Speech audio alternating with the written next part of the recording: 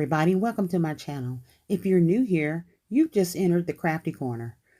This is another one of my basket ideas. This is a double-sided basket, and it is what I term as a Mod Podge basket. And if you have not seen my video on the Mod Podge basket, please go back and watch that video. I included facial care on one side and hand care on the other side. So for our facial care, I've included 2 Freeman masks.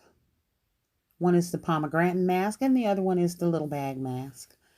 I've also included the Secura eye and facial care set with the hot and cold eye pads, as well as the 24 karat gold eye mask. I have the hand soap, nail kit, loofah, and body lotion on this side, as well as a Starburst Pina Colada candle. I included one of the pouches in the center, as well as a picture frame.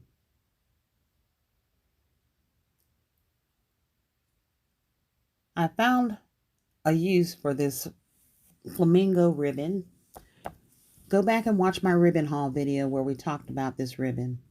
Please like, share, comment, and subscribe. Be blessed and be a blessing.